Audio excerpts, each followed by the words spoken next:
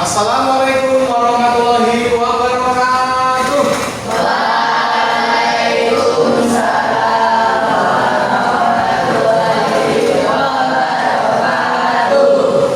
Selamat siang. Apa kabarnya?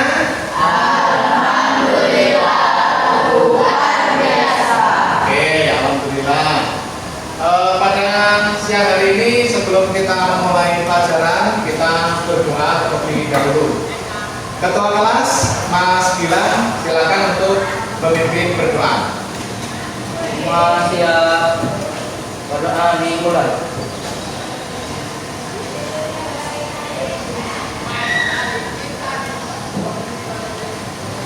Doa selesai. Oke, alhamdulillah, jazakumullahu khairan. Pada siang hari ini saya lihat semuanya alhamdulillah lengkap ya, tidak ada yang tidak hadir.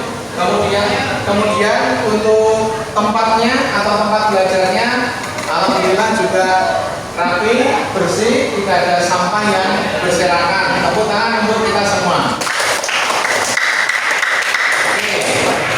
Pada siang hari ini saya akan menyampaikan materi tentang pengenalan kecerdasan artifisial sederhana. Ya, jadi pada siang hari ini kita akan belajar tentang belajar mengenal kecerdasan artifisial sederhana. Apa sih kecerdasan artifisial itu? Ada yang tahu apa itu kecerdasan artifisial? Coba, siapa yang tahu kecerdasan artifisial? Kecerdasan artifisial itu kalau di bahasa Inggris kan apa bahasa Inggrisnya? Nah, biasanya kita sering mendengar. Siapa yang sering mendengar AI? Yang pernah mendengar AI? Oh, banyak kan? Apa itu AI kepanjangannya? AI itu adalah kepanjangannya adalah Artificial Intelligence. Artificial Intelligence. Ya. Apa? Coba disebutkan. Artificial Intelligence. Ya. Dimana kalau di bahasa Indonesia kan AI atau Artificial Intelligence itu adalah kecerdasan artifisial. Ya, kecerdasan artifisial. Jadi kalau dalam bahasa Inggris itu AI, kalau dalam bahasa Indonesia KI, kecerdasan artifisial. Oke, adik-adik semuanya, tujuan pembelajaran pada hari ini adalah yang pertama, murid mampu memahami konsep dasar kecerdasan artifisial atau KA dan bagaimana AI bekerja secara umum. Jadi nanti kalian akan memahami konsep dasar kecerdasan AI itu seperti apa. Kemudian yang kedua, murid mampu mengenal dan menggunakan beberapa tools kecerdasan artifisial yang populer dan mudah digunakan. Nanti kalian juga akan belajar tentang menggunakan beberapa tools kecerdasan artifisial. Kemudian yang ketiga adalah murid mampu berpikir kreatif dan kolaboratif dalam memanfaatkan kecerdasan artifisial serta menyelesaikan tugas-tugas nyata. Nanti akan saya beri tugas dan kalian selesaikan secara berkelompok. Ini sudah dibagi, ada 2 kelompok dengan 2 laptop yang siap kita gunakan untuk mempraktekkan tools kecerdasan artifisial. Yang sebelumnya, apa sih yang disebut dengan coding atau kecerdasan artifisial? Coding adalah kemampuan membuat instruksi logis kepada komputer melalui bahasa pemrograman untuk menciptakan solusi digital termasuk pengembangan sistem berbasis AI. Itu yang disebut dengan coding. Ya, di coding kalau kita lihat di internet itu orang gini-gini. Nah, itu coding. Kemudian yang kedua adalah kecerdasan artifisial itu apa? Kecerdasan artifisial itu adalah teknologi yang membuat komputer dapat berpikir dan bertindak seperti manusia. Jadi kita membuat komputer itu berpikir dan bertindak seperti manusia. Misalnya dalam mengenali suara, gambar, atau membuat teks. Ya, mengenali suara, gambar, atau membuat teks. Nah, saya akan memberikan contoh kecerdasan artifisial dalam kehidupan sehari-hari biar kalian tahu dan biar kalian menyadari bahwa oh ini toh ternyata yang memakai kecerdasan artifisial. Nah, yang pertama adalah asisten virtual, yaitu dengan menggunakan Google Assistant salah satu contohnya. Fungsinya membantu menjawab pertanyaan, mengatur alarm, memutar musik, mengirim pesan hanya dengan perintah suara. Sekarang yang di sini kalau pas lagi di rumah pegang HP, pernah nggak memakai asisten virtual ini? Ada yang pernah? Pernah? Bagaimana pada saat itu? Hah? Oke Google, gitulah. Nah, oke Google, terus bilang apa? Nah, oke itu apa yang bisa saya bantu? Terus kita bilang apa lagi? Misalkan seperti itu. Atur alarm jam 5.30 misalkan. Seperti itu, ya. Nah, itulah dia menggunakan kecerdasan artifisial, menggunakan AI, ya. Kemudian yang kedua, chatbot. Chatbot contohnya seperti chatbot yang ada di berbagai bidang. Misalnya bank, marketplace, ya. Kemudian otomotif, instansi perusahaan, pendidikan, ya, pertanian, bisnis. Kemudian ada ChatGPT, ada DeepSeek, ada Gemini atau Gemini. Nah, nanti akan kita praktekkan salah satu yang ini, yang ChatGPT. Ya. Kemudian yang ketiga rekomendasi. Ini juga pakai AI, pakai kecerdasan artifisial, pakai KA. Contohnya, misalkan di Instagram, di TikTok. Ketika kita membuka Instagram atau TikTok kita itu yang FYP itu, dia akan menampilkan konten yang sesuai dengan minat kamu. Iya, ya. Padahal apakah TikTok atau Instagram itu menanyakan kepada kita, kamu suka apa? Enggak kan? Ya. Tapi dia secara kecerdasan artifisial dengan menggunakan kecerdasan artifisial, dia bisa menampilkan itu. Kemudian seperti lagi Netflix, YouTube, Spotify. Kalau kita biasanya pakai YouTube, memberikan rekomendasi film, video atau lagu berdasarkan riwayat penggunaan. Ya, jadi dia mengambil data riwayat penggunaan kita, riwayat apa aja yang kita cari. Nah, kemudian dia akan mencari dengan kecerdasan buatannya, dia akan mencari konten-konten yang mirip dengan apa yang sudah pernah kita cari. Fungsinya mempercepat pencarian konten atau produk yang disukai. Nah, itu yang ketiga. Sekarang yang keempat. Yang keempat adalah smart home. Smart home itu apa? Contohnya seperti lampu ini bisa dinyalakan dengan otomatis. AC bisa dinyalakan dengan otomatis. Speaker juga seperti itu. Ya. Fungsinya mengontrol perangkat rumah melalui perintah suara atau aplikasi. Tinggal pencet biar, pencet nyala. Nah, ini saya ada videonya, silakan kamu pelajari videonya. Ini video tentang smart home. Salah satu ya yang menggunakan kecerdasan artifisial.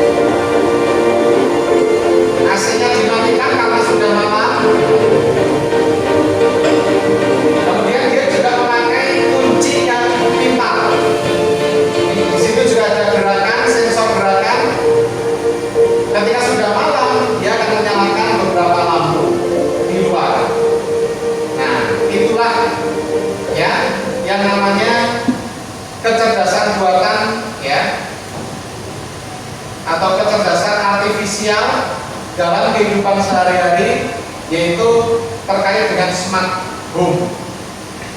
Oke, di sini ada beberapa contoh aktivitas unplug penggunaan kecerdasan artifisial. Ada di situ menggunakan asisten suara di gawai, ada mengontrol peralatan rumah tangga dengan bantuan asisten virtual, ada menggunakan kamus daring, mencari rute di peta digital.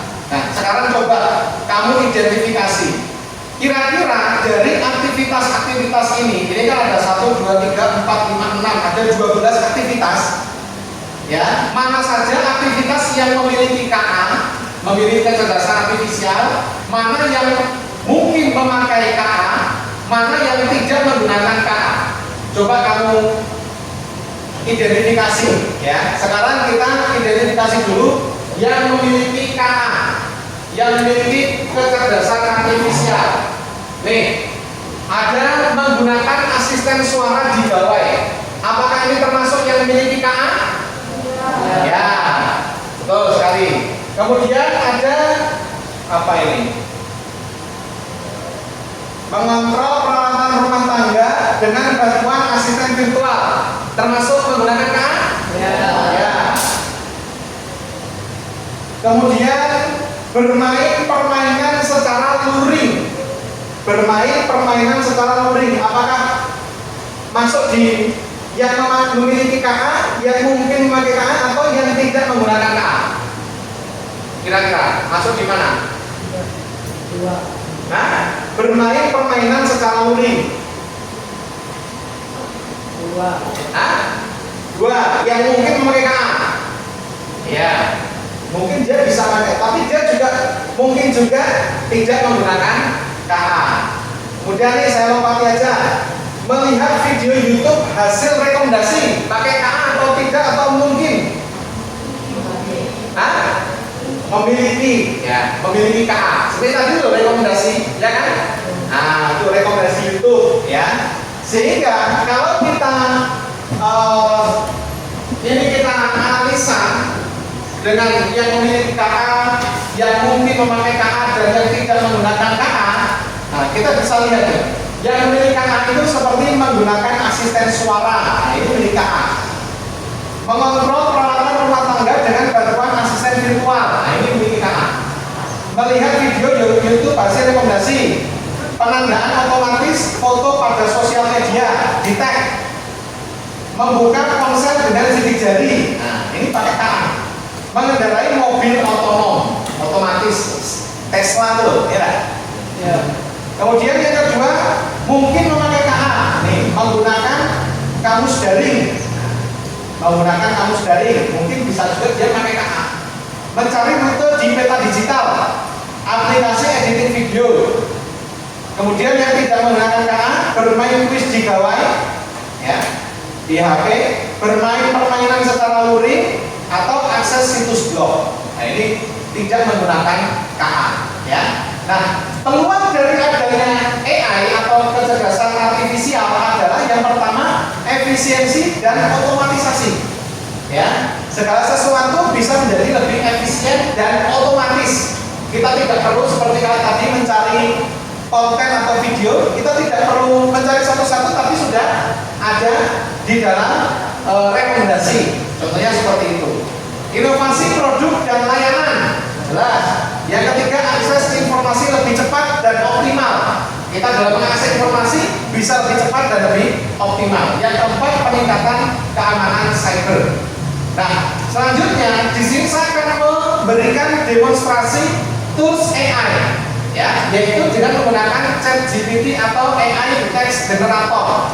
Tujuannya adalah mengenalkan natural language processing atau NLP dan bagaimana AI membantu pekerjaan tulis-menulis dan ide kreatif.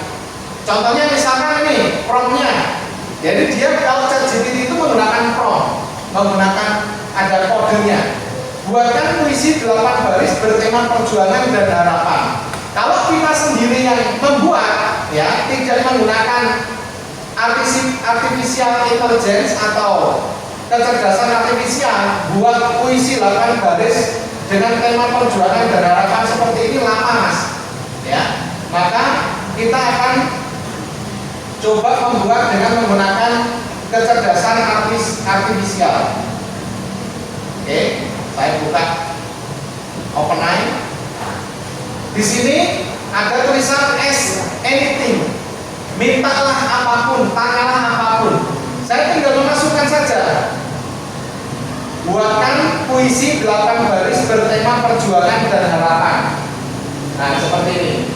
Ya. Lalu saya kirim.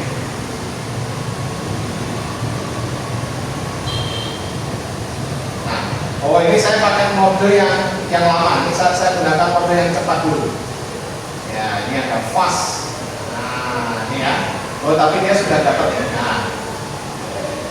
Di medan lelah terukir jejak, langkah tertatih tak pernah goyah, peluh menetes jadi tanda tegak, cita terjaga meski jalan payah.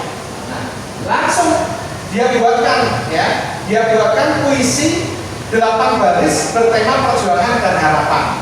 Kemudian saya akan lagi meminta lagi. Nah, jelaskan secara singkat apa itu kecerdasan artifisial. Ya. Kemudian saya kirim. Kecerdasan artifisial atau artificial intelligence adalah bidang ilmu komputer yang berfokus pada bla bla bla semuanya. Nah. Ya. Terus satu lagi, saya mau mencontohkan satu lagi. Kemarin saat saya bikin kuis itu yang ada kuponnya itu, yang ada vouchernya itu. Hasil dari 25 kali 6 kali 12 kali 2 sama dengan ini.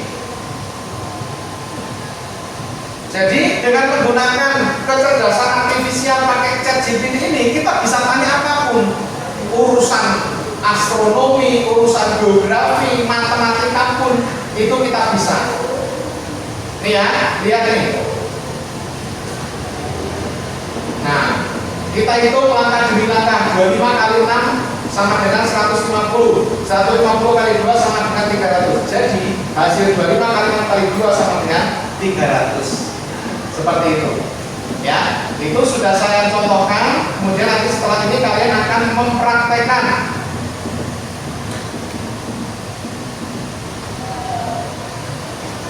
Oke, sekarang kita mulai aktivitas murid. Silakan di depan itu sudah ada 4 prompt, ya, sudah ada 4 prompt. Kalian tulis 4 prompt itu atau boleh yang sini, yang kelompok sini laki-laki boleh 2, nomor 1 dan 2, yang sini nomor 3 dan 4. Ya, oke, silakan coba ditulis. Nomor 1, buat argumen, buat 3 argumen pro dan 3 kontra tentang AI di masa depan. Sertakan data atau contoh. Ya, silakan.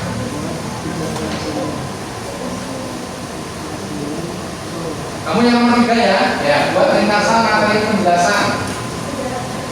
Sejarah misalkan. Nah, oke.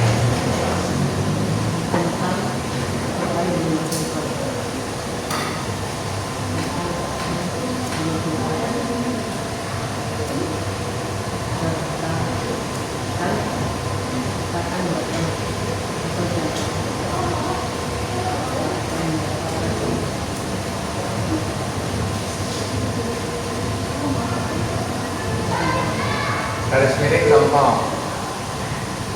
Oke, enter atau klik yang itu. Nah. Wah, tuh, baca. Ya. Nah, Pak nomor 4, Pak. Buat kerangka hukum. Nah. Ya.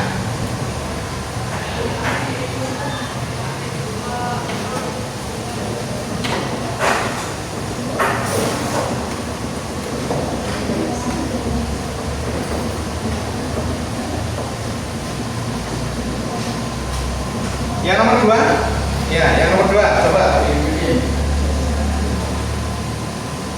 Ya, buat kerangka kultum 5 menit tentang menjaga lisan. Sertakan 2 ayat dan 2 hadis. Tulis rujukan kita. Bahasa sederhana, akhiri dengan 3 poin nasihat praktis. Yang ini tulis esai singkat tentang dampak positif dan negatif dari penggunaan AI dalam kehidupan sehari-hari.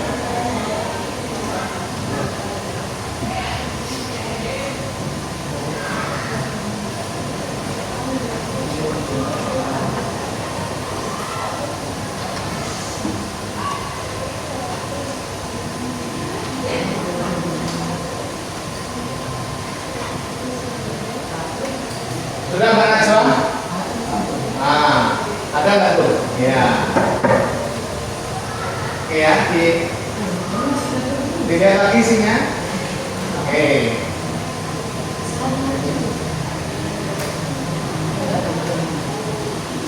Nah, nggak apa-apa, kamu masukkan. Oke. Oke ya. Sudah bisa semua ya? Oke. Sekarang saya membutuhkan tanggapan kamu dari Mbak Najwa. Coba Mbak Najwa. Tadi kamu menuliskan pilih yang nomor 1 atau yang nomor 2, Mbak Najwa? Komentarnya, tanggapannya bagaimana? Yang nomor 1 atau nomor 2? Tadi kamu masukkan yang nomor 1 atau nomor 2? Oh, nomor 3 ya? Oke, nomor 3. Nomor 3 ya.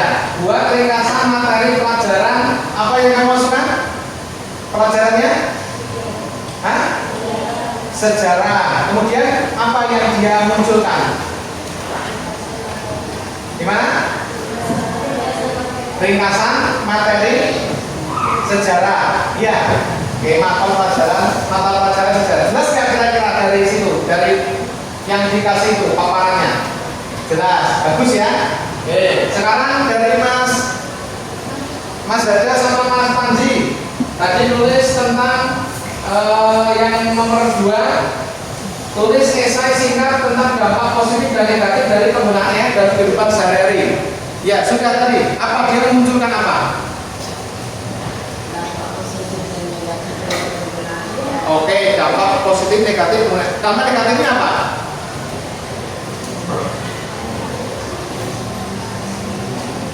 Dampak negatifnya adalah